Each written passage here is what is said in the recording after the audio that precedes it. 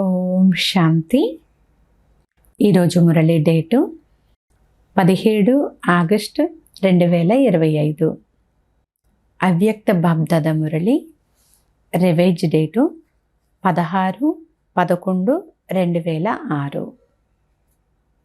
ఈరోజు మురళి హెడ్లైను: స్వమానం యొక్క హోదాలో ఉండండి, సమయం యొక్క మహత్వాన్ని తెలుసుకుని ఎవరెడీగా అవ్వండి. బాబ్దాదా చెప్తున్నారు, ఈరోజు బాబ్దాదా నలువైపులా ఉన్న పరమాత్మ ప్రేమకు పాత్రులు స్వమానమనే సీటు పైన సెట్ అయి ఉండే పిల్లలను చూస్తున్నారు. సీటు పైనైతే పిల్లలందరూ సెట్ అయి ఉన్నారు, కానీ చాలామంది పిల్లలు ఏకాగ్ర స్థితిలో స్థితమై ఉన్నారు. కొంతమంది పిల్లలు సంకల్పంలో కొద్దిగా అలజడి చెందుతున్నారు. బాబ్దాదా వర్తమాన సమయం అనుసారముగా పిల్లలు ప్రతి ఒక్కరిని కూడా ఏకాగ్ర రూపంలో స్వమానధారి స్వరూపంలో సదా చూడాలని కోరుకుంటున్నారు. పిల్లలందరూ కూడా ఏకాగ్ర స్థితిలో స్థితమవ్వాలి అని కోరుకుంటారు. తమ భిన్న స్వమానాలను అయితే తెలుసుకున్నారు కదా, మరియు ఆలోచిస్తారు కూడా. కానీ ఏకాగ్రత మధ్యలో అలజడిలోకి వచ్చేస్తుంది. సదా ఏకరస స్థితి తక్కువగా ఉంటుంది. ఏకరస స్థితి అనుభవం అవుతుంది, మరియు ఈ స్థితిని కోరుకుంటారు కూడా. కానీ అప్పుడప్పుడు మాత్రమే ఎందుకు ఉంటుంది? కారణం ఏమిటి అని బాబ్దాదా అడుగుతున్నారు. సదా అటెన్షన్ ఉండడంలో లోపం ఉంది. ఒకవేళ స్వమానాల లిస్టు తీసినట్లయితే ఎంత పెద్దదిగా ఉంటుందో చూడండి. అన్నింటికంటే మొదటి స్వమానము ఏ తండ్రినైతే స్మృతి చేస్తూ ఉండేవారో ఆ తండ్రికి డైరెక్ట్ పిల్లలుగా అయిపోయారు. నెంబర్ 1 సంతానముగా అయ్యారు. బాబ్దాదా కోట్లలో కొంతమంది పిల్లలైన మిమ్మల్ని ఎక్కడెక్కడి నుండో ఎన్నుకొని తనవారిగా చేసుకున్నారు. 5 ఖండాల నుండి స్వయముగా తండ్రియే తన పిల్లలను ఎన్నుకుని తనవారిగా చేసుకున్నారు. ఇది చూడండి ఎంత పెద్ద స్వమానము. సృష్టి రచయితకు మీరు మొదటి రచన. ఈ స్వమానం గురించి తెలుసు కదా. బాబ్దాదా తనతో పాటు పిల్లలైన మిమ్మల్ని కూడా పూర్తి విశ్వములోని ఆత్మలకు పూర్వజులుగా చేసేశారు. మీరు విశ్వానికే పూర్వజులు మరియు పూజ్యులు కూడా. బాబ్దాదా తన పిల్లలు ప్రతి ఒక్కరిని కూడా విశ్వానికి ఆధారమూర్తులుగా, ఉదాహరణమూర్తులుగా చేశారు. ఈ నష ఉందా? అప్పుడప్పుడు కొద్దిగా తగ్గిపోతుంది. ఆలోచించండి. అన్నింటికంటే అమూల్యమైన సింహాసనం ఏదైతే పూర్తి కల్పంలో మరెవ్వరికీ కూడా ప్రాప్తి అవ్వదో ఆ పరమాత్మ సింహాసనమును, అంతేకాదు ప్రకాశ కిరీటమును, స్మృతి తిలకమును ఇచ్చారు. నేను ఎవరు, నా స్వమానం ఏమిటి అనేది స్మృతిలోకి వస్తుంది కదా, నష ఎక్కుతుంది కదా.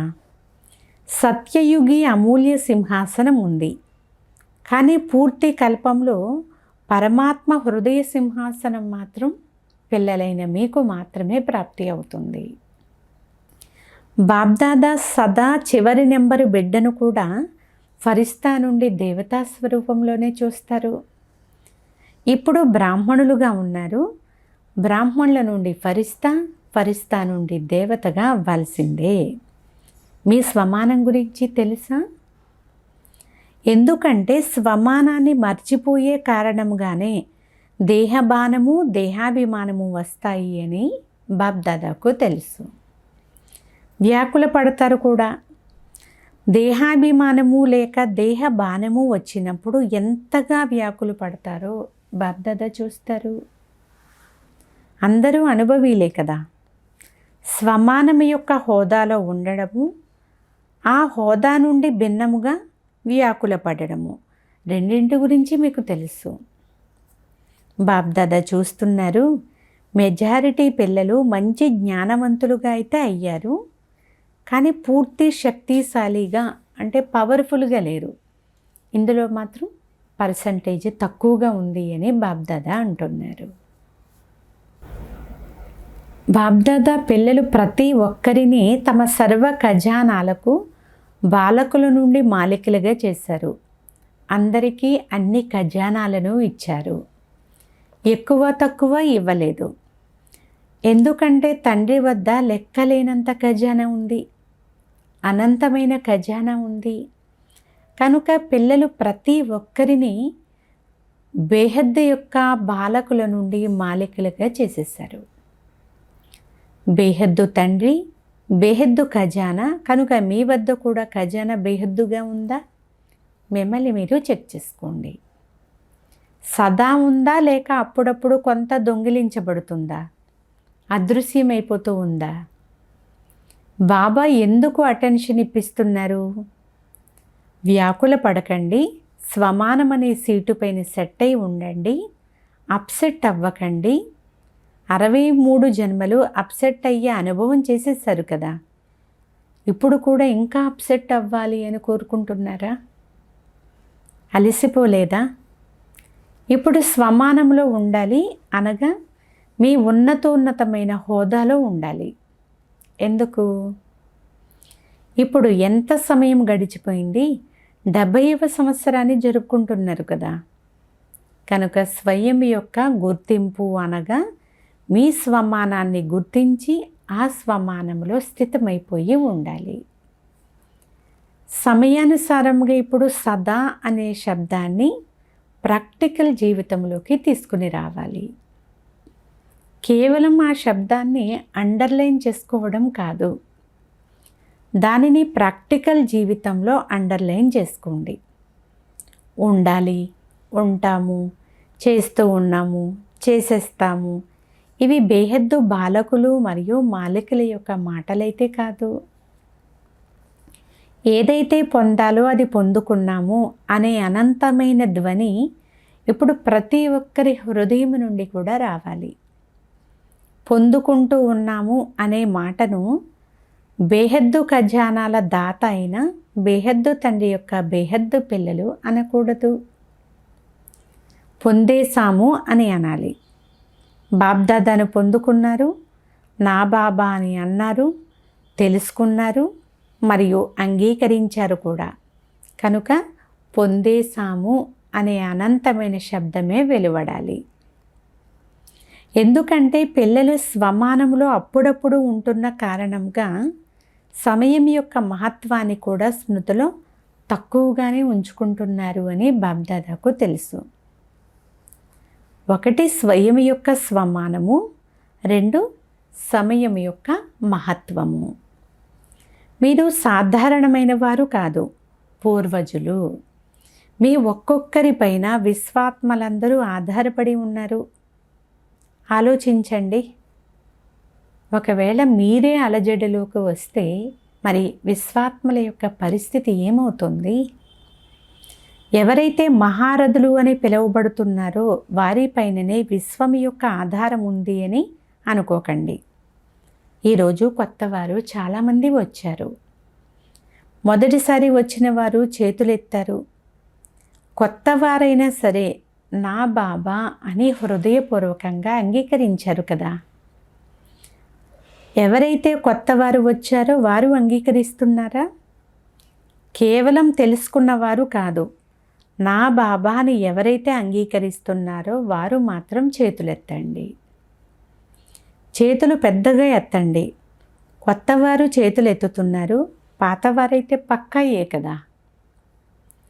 ఎవరైతే హృదయం నుండి నా బాబాని అంగీకరించారో మరియు తండ్రి కూడా ఎవరినైతే నా పిల్లలు అని అంగీకరించారో వారందరూ బాధ్యులే. ఎందుకు?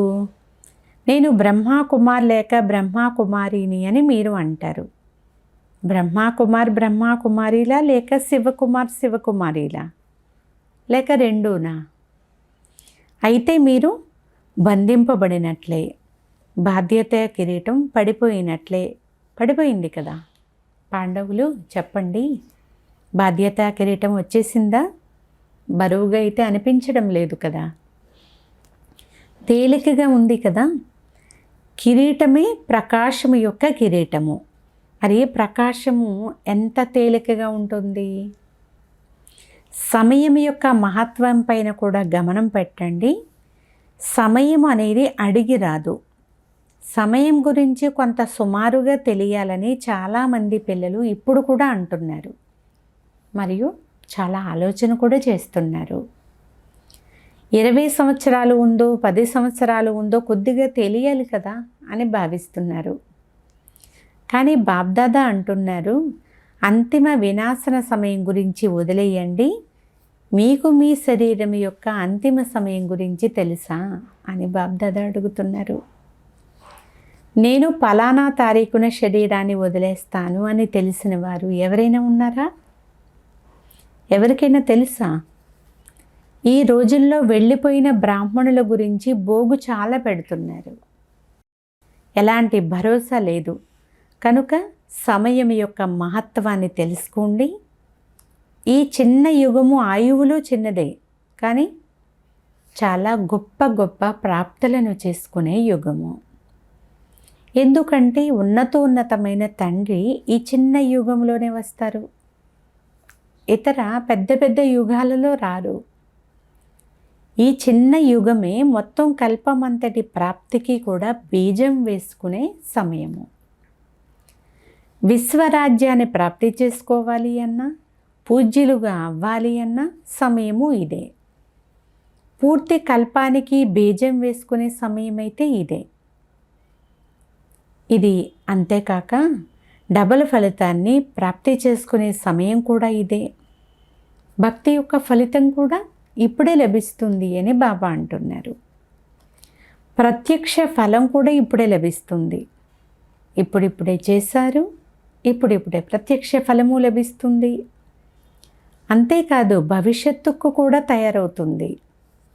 పూర్తి కల్పంలో చూడండి, ఇటువంటి యుగం ఏదైనా ఉందా? ఎందుకంటే ఈ సమయంలోనే తండ్రి తన పిల్లలు ప్రతి ఒక్కరి అరచేతిలో కూడా చాలా గొప్ప బహుమతిని ఇచ్చారు.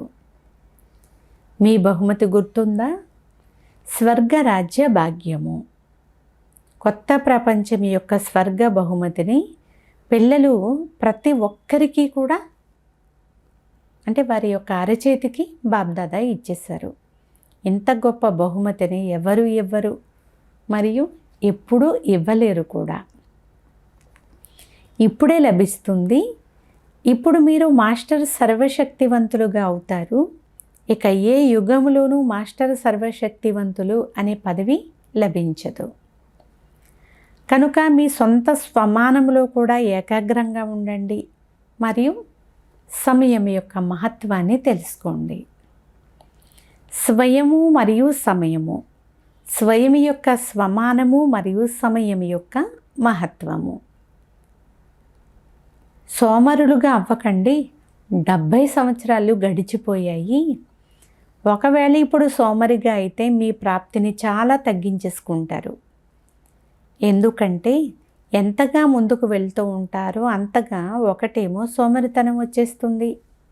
చాలా బాగున్నాము, మేము చాలా బాగా నడుస్తున్నాము, చేరుకునేస్తాము, వెనుకైతే ఉండిపోము, అయిపోతుంది. ఇలాంటి సోమరితనం అయితే వచ్చేస్తూ ఉంటుంది కదా.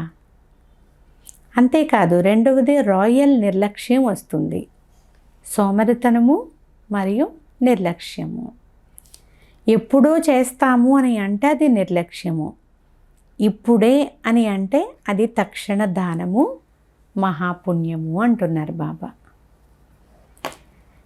ఈరోజు ఇప్పుడు ఇది మొదటి టర్న్ కదా, కనుక బాబ్దాదా అటెన్షన్ ఇప్పిస్తున్నారు. ఈ సీజన్లో స్వమానము నుండి కొంచెం కూడా క్రిందికి దిగిపోకూడదు. సమయం యొక్క మహత్వాన్ని కూడా మర్చిపోకూడదు. అలర్ట్గా, తెలివిగా, అప్రమత్తంగా ఉండాలి. ఎందుకంటే మీరందరూ ప్రియమైన వారు కదా. ఎవరిపైనైతే చాలా ప్రేమ ఉంటుందో వారిలోని కొద్దిపాటి బలహీనతను, లోపాన్ని కూడా చూడలేము. చివరి నెంబరు బిడ్డపైన కూడా బాబ్దాదాకు చాలా ప్రేమ ఉంది అని వినిపించాను కదా. అతను కూడా పుత్రుడే కదా.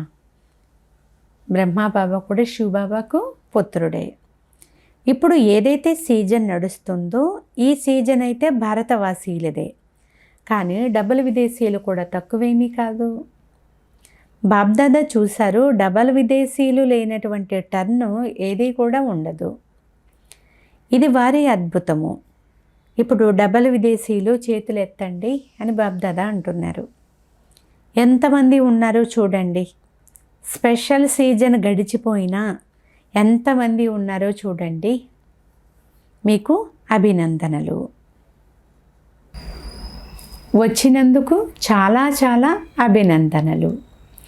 ఇప్పుడు ఏం చేయాలో విన్నారా? ఈ సీజన్లో ఏమేం చేయాలో ఆ హోంవర్క్ ఇచ్చేసాను అని బాబా అంటున్నారు. స్వయాన్ని ఇప్పుడు రియలైజ్ చేసుకోండి. స్వయాన్ని మాత్రమే రియలైజ్ చేసుకోండి, ఇతరులను కాదు. అంతేకాదు సత్యమైన బంగారుగా అవ్వండి. ఎందుకంటే ఎవరైతే నా బాబా అని అన్నారో వారు బాబా తోడుగా వెళ్ళాలి అని భావిస్తున్నారు. ఊరేగింపులో ఒక్కరిగా వెళ్ళకూడదు. బాబ్దాదా జతలో శ్రీమతం అనే చేతిని పట్టుకుని తోడుగానే వెళ్ళాలి. తరువాత బ్రహ్మాబాబా జతలో మొదట రాజ్యములోకి రావాలి. కొత్త ఇంటిలోనే మజా ఉంటుంది కదా. ఒక్క నెల గడిచిపోయినా ఒక నెల పాతది అని అంటారు. కొత్త ఇల్లు, కొత్త ప్రపంచము, కొత్త నడవడిక, కొత్త ఆచార పద్ధతులు మరియు బ్రహ్మాబాబాతో పాటు రాజ్యములోకి రావాలి. బ్రహ్మాబాబా పైన మాకు చాలా ప్రేమ ఉంది అని అంటారు కదా, ఇలా అందరూ చెప్తారు. మరి ప్రేమకు గుర్తు ఏముంటుంది? తోడుగా ఉండాలి, తోడుగా వెళ్ళాలి, తోడుగా రావాలి. ఇదే ప్రేమకు నిదర్శనము. ఇష్టమేనా? తోడుగా ఉండాలి, తోడుగా వెళ్ళాలి, తోడుగా రావాలి. ఇది అందరికీ ఇష్టమే కదా. దేనిపైన ఇష్టం ఉంటుందో దానిని ఎవరైనా వదిలేస్తారా? కనుక తండ్రికి పిల్లలు ప్రతి ఒక్కరిపైన కూడా ప్రేమ ఎలాంటిది అంటే అందరూ తోడుగానే వెళ్ళాలి, వెనుకగా ఎవరు ఉండిపోకూడదు అని బాబా భావిస్తున్నారు. ఒకవేళ ఏదైనా కొంత మిగిలిపోయింది అంటే ధర్మరాజు శిక్షల కోసం ఆగిపోవలసి ఉంటుంది. అప్పుడు చేతిలో చెయ్యి ఉండదు, వెనుక వస్తారు. మజా ఎందులో ఉంటుంది? తోడుగా వెళ్ళడంలోనే కదా ఉంటుంది. కనుక తోడుగా వెళ్ళాలి అనేది పక్కా ప్రతిజ్ఞ. లేక వెనుక రావాలా? చేతులైతే పిల్లలు చాలా బాగా ఎత్తుతారు. చేతులు చూసి బాబ్దాదాకు సంతోషం కలుగుతుంది. కానీ శ్రీమతము అనే చేతిని ఎత్తండి. శివబాబాకైతే చేతులు ఉండవు, బ్రహ్మబాబా ఆత్మకి కూడా చేతులు ఉండవు, మీకు కూడా ఈ స్థూలమైన చేతులు ఉండవు. శ్రీమతము అనే చేతిని పట్టుకుని తోడుగా వెళ్ళాలి. వెళ్తారు కదా. భుజాలైన ఊపండి అంటున్నారు బాబా. మంచిది, చేతులు ఊపుతున్నారు. ఒక్కరు కూడా వెనుక ఉండిపోకూడదు, అందరూ తోడుగా వెళ్ళాలి అనేదే బాబ్దాదా కోరిక. కావున పిల్లలు ఇప్పుడు ఎవరెడీగా ఉండాల్సి వస్తుంది. మంచిది. ఇప్పుడు బాబ్దాదా నలువైపులా ఉన్న పిల్లల యొక్క రిజిస్టర్ని చూస్తూ ఉంటారు. ప్రతిజ్ఞ చేశారు మరియు దానిని నిభాయించారు అంటే లాభం తీసుకున్నట్లే కదా. కేవలం ప్రతిజ్ఞ చేయకండి, లాభం తీసుకోండి. ఇప్పుడు అందరూ కూడా దృఢమైన సంకల్పం చేస్తారా? చెయ్యాల్సిందే, వెళ్ళాల్సిందే అనే దృఢ సంకల్పం యొక్క స్థితిలో స్థితమై కూర్చోండి. తోడుగా వెళ్ళాలి. ఇప్పుడు ఈ దృఢ సంకల్పం తీసుకోండి. ఈ స్థితిలోనే స్థితమైపోండి. చేస్తాము అని అనకండి, చెయ్యాల్సిందే. అచ్చా, బాబ్దాదా పిల్లలకు నమస్తే తెలియజేస్తున్నారు. అన్ని వైపులా ఉన్న డబుల్ సేవాదారీ పిల్లలకు నలువైపులా సదా ఏకాగ్రంగా స్వమానము అనే సీటుపైన సెట్ అయి ఉండే బాబ్దాదా యొక్క మస్తక మణులకు నలువైపులా ఉన్న సమయం యొక్క మహత్వాన్ని తెలుసుకుని తీవ్ర పురుషార్థానికి రుజువునిచ్చే సుపుత్రమైన పిల్లలకు నలువైపులా ఉన్న ఉమంగ ఉత్సాహాలనే రెక్కలతో సదా ఎగురుతూ ఇతరులను కూడా ఎగిరింప చేసేటటువంటి డబల్ లైట్ ఫరిస్తా పిల్లలకు బాబ్దాదా యొక్క ప్రియ స్మృతులు మరియు నమస్తే. మధురాతి మధురమైన ఆత్మీయ తండ్రికి ఆత్మీయ పిల్లల యొక్క ప్రియ స్మృతులు. Good morning. నమస్తే నమస్తే నమస్తే. ఇప్పుడు బాబ్దాదా దాదీలతో మాట్లాడుతున్నారు. అందరూ తోడు ఇచ్చుకుంటే నడుస్తున్నారు, అందరూ తమ విశేషత యొక్క వేలిని ఇస్తున్నారు అనే సంతోషం అయితే బాబ్దాదాకు ఉంది. ఆది రత్నాలను చూసి అందరికీ సంతోషం అవుతుంది కదా.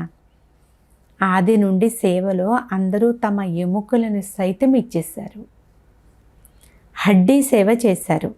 చాలా మంచిది. గమనించాల్సిన విషయం ఏమిటి అంటే, ఏమైనా జరగని, బెడ్ పైన ఉన్నా సరే, ఎక్కడ ఉన్నా సరే తండ్రిని మాత్రం మర్చిపోలేదు. హృదయంలో తండ్రి ఇమిడిపోయి ఉన్నారు. కరెక్టే కదా. ఎంత బాగా నవ్వుతూ ఉందో చూడండి. బాబ్దాదా దాదీతో మాట్లాడుతూ ఉన్నారనమాట ఈ సంభాషణ అంతా కూడా. ఇకపోతే ఆయువు పెద్దది మరియు ధర్మరాజుపురికి టాటా చెప్పి వెళ్ళాలి. శిక్షలు తినరాదు. ధర్మరాజు కూడా తల వంచాల్సి వస్తుంది, స్వాగతం చేయాల్సి వస్తుంది కదా. ధర్మరాజపురికి టాటా చెప్పాలి కనుక ఇక్కడ కొద్దో గొప్ప ఉన్న లెక్కాచారాన్ని తండ్రి స్మృతిలో పూర్తి చేసేసుకుంటున్నారు. ఇకపోతే కష్టమేమీ లేదు. భలే అనారోగ్యమైతే ఉంది, కానీ దుఃఖం యొక్క అంశం కూడా లేదు. పరదాదీతో చెప్తున్నారన్నమాట బాబా. వీరైతే చాలా చిరునవ్వుతో ఉన్నారు, మీరు అందరికీ దృష్టినివ్వండి అని బాబా అంటున్నారు. అచ్చా, ఈరోజు వరదానము, బాహ్యముఖి చతురత నుండి ముక్తముగా ఉండే తండ్రికి ఇష్టమైన సౌదాగర్ భవ. సారాంశము, బాబ్దాదాకు ప్రాపంచిక బాహ్యముఖి చతురత అంటే అస్సలు ఇష్టం ఉండదు. అందుకే వారిని అమాయకుల భగవంతుడు అని అంటారు. చతుర సుజానైన తండ్రికి అమాయక పిల్లలే ఇష్టము. పరమాత్మ యొక్క డిక్షనరీలో అమాయక పిల్లలే విశేషమైనటువంటి విఐపీలు. ఎవరిపైనైతే ప్రపంచంలోని వారి కళ్ళు వెళ్ళవో వారే తండ్రితో వ్యాపారం చేసి పరమాత్మ నయనాల్లోని నక్షత్రాలుగా అయిపోతారు.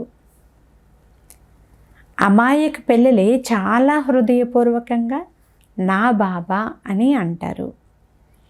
ఒక్క సెకండ్ యొక్క ఈ మాటతోనే లెక్కలేనన్ని ఖజానాల యొక్క వ్యాపారం చేసే సత్యమైన వ్యాపారస్తులుగా అయిపోతారు.